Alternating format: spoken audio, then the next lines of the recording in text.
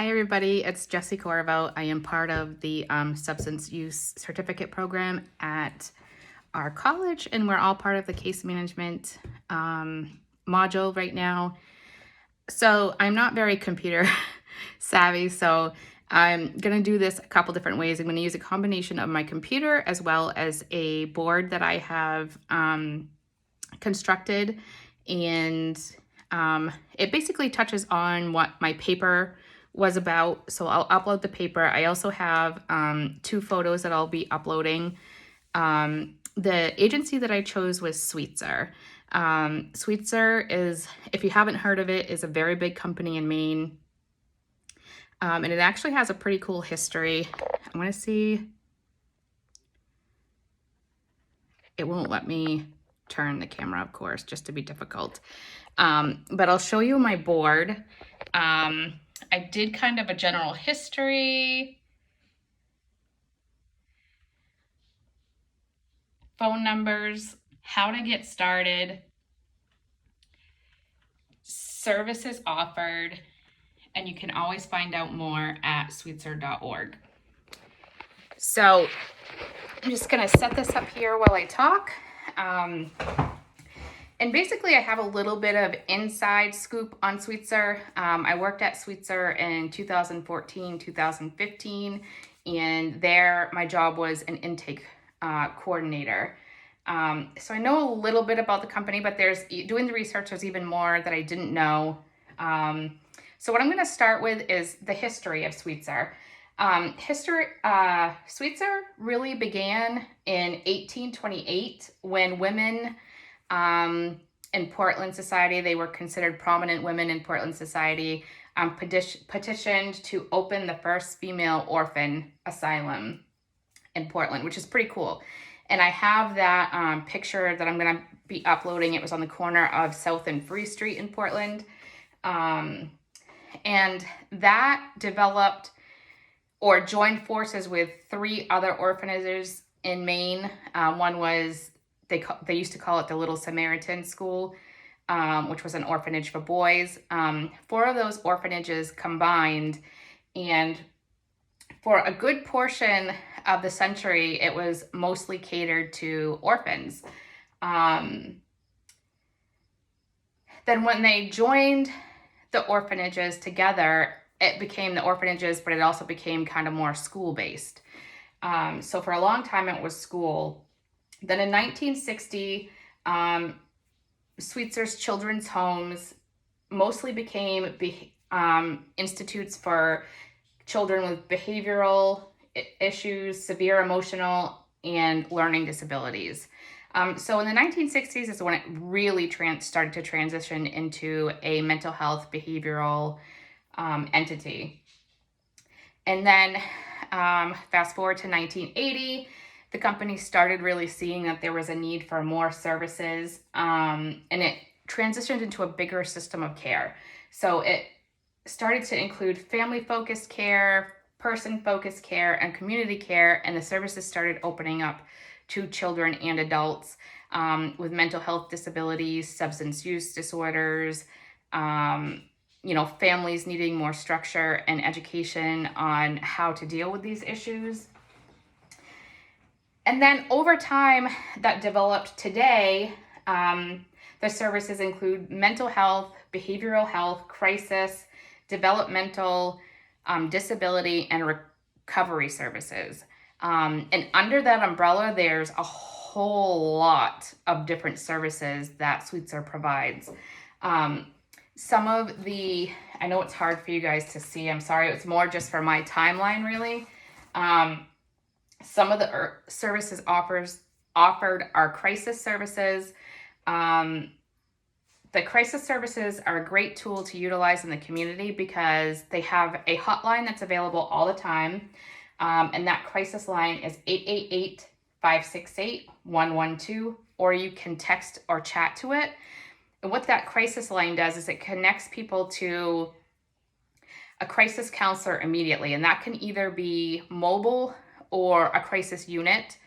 It usually always starts with mobile crisis. If someone is in crisis, a counselor can usually meet them somewhere like an emergency room or maybe even a case management facility to kind of intervene and try to get a hold of that crisis before it actually becomes a crisis.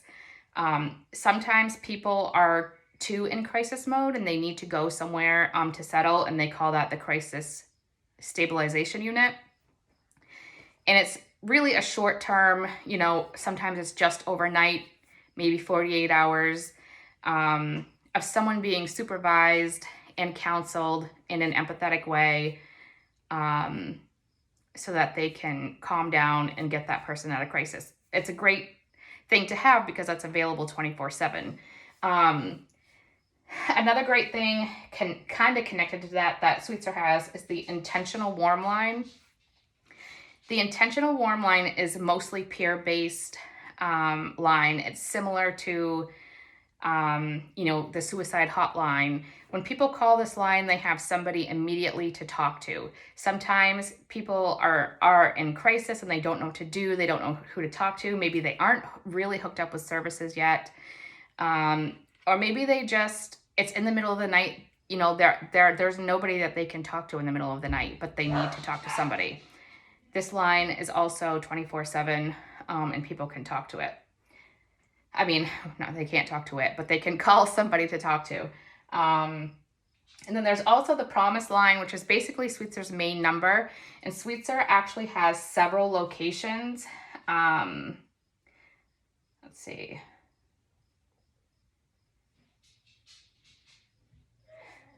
They have offices in Bangor, Belfast, Brunswick, Lewiston, Rockland, Saco, Sanford.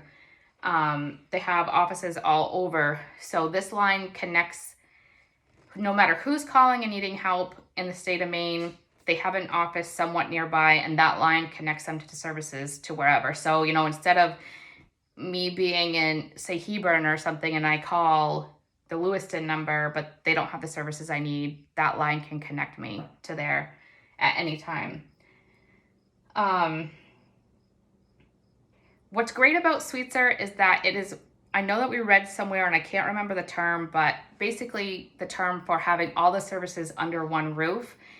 It's a great structure because it's one of those modalities that if you send somebody there and they need, say, behavioral home health services, say they need recovery services, say they need peer support services, medication treatment, counseling, it's all under one roof. And by roof, I mean the company. Sometimes there may be a satellite office that is closer to the person. But as far as the services, it's all in one company. So the professionals are talking to each other. The referrals are in-house, which makes the whole process faster and smoother and more accessible to the client. They offer medication management services. They offer school-based services, which means they have counselors within the school systems as a way to get in touch with additional services. They have educational services. There is still a residential treatment program for children and adolescents in Saco or Scarborough. And that is an intensive residential treatment program where the children live there. They do have a day program as well, but there is the live-in program where people with severe mental health, emotional disabilities, behavioral disabilities can go, and it's a great resource for the family because it's intensive with the idea that eventually they can integrate the child back into the home, back into the community, and it's family-based, so they're working with the family as well, so everybody is getting the support that they need for when that child can transition out. Let's see. They even offer eating disorder services. They offer employment specialty services, especially for people in substance abuse. They have a multi-team approach where you have psychiatrists, a nurse case manager, medication management, employment specialist counselor, which is just really awesome. Again, I have to state that again, that all of it is under one roof. I knew Sweetser was big. I didn't really realize how big it is, and it's continuously expanding. Sweetser also welcomes what they call affiliates, and basically those are counselors. They may be from another branch of mental health company, but they're contracted with Sweetser. And what that does is it also opens up more of an envelope so that if this person needs a specialty and we currently are at max with our counselors, we can bring in affiliates that have openings, and we can contract with them to be able to get that person help instead of making them wait. And Sweetser is a nonprofit organization. So that means they get their funding mostly through government agencies, grants,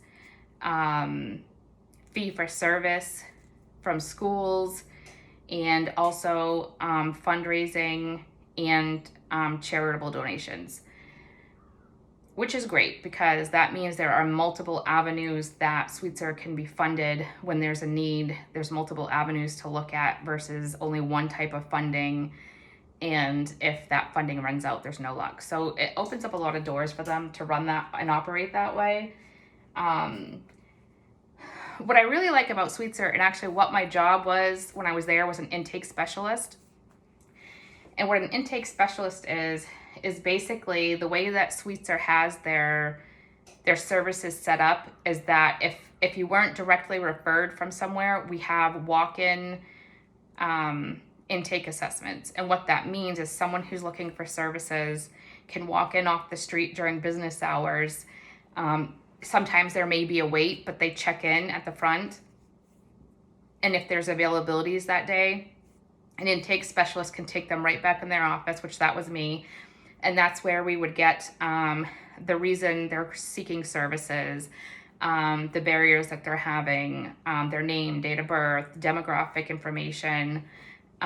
We would fill out the releases with them there, and we would have, based on what they were telling us, we had questionnaires that we had to answer, and that would give us an idea of if they needed a comprehensive assessment. What was really cool about Sweetser is that they have comprehensive assessments available via telehealth right in the office. So if a person comes in, sat with me for an hour, got all the initial paperwork started, if there was an availability, I could immediately schedule them to speak to a psychologist over our, it's not telehealth, it's telecommunications. I'm not coming up with the right word, but I think you guys know what I mean. The, it's over the computer because the psychologist can be available for whatever location. So if someone's coming into Lewiston or Brunswick, if I have a psychologist available in Saco, he can get on the computer and do that comprehensive assessment with them, which is really cool because it cuts down the amount of time and appointments that people have to wait in between the referral for services. Sometimes people come in the same day, and we've had a lot of walk-ins that day, and they can't immediately get set up with a comprehensive assessment that day. We do, or Sweetser does try to get that comprehensive assessment done within 48 hours so that we can capture that support that client needs and get them rolling in the system. And what happens after the comprehensive assessment is now the psychologist has a good understanding of what the client needs and referrals of what kind of services are needed are made from that. Someone coming in thinking they just have depression might realize after talking that they might need some medication management, or that there was a substance abuse disorder that they weren't really picking up on that was a full-fledged substance abuse disorder, and we can get referrals for all those services right in that assessment. So then after that, they make the psychologist puts in a referral, and then once that referral has gone through, services are scheduled. The only downside, the plus side of this is that referrals and services can start almost immediately. a lot faster than some places without walk-in assessments where they have to make an appointment, and that appointment could be weeks or months ahead of schedule. Having the walk-in service really helps the flow of referrals coming in and people getting help faster. There is a barrier with mental health and behavioral health services really all across the country, as far as, problems with insurances and people getting help. And there's such a need for it that there can often be long wait lists. But having this walk-in intake modality helps get those services faster. So it's really awesome. So yeah, I uploaded my paper, which touched on basically, for the most part, everything I just said. Sweetser is an amazing company in Maine. So if you haven't heard of it, and if any of you are already in the mental health field and needing to refer clients to a great company with everything under one umbrella, Sweetser is a great one. And you can check them out at sweetser.org. I hope everyone's having a great day, and I hope you enjoyed my presentation on Sweetser.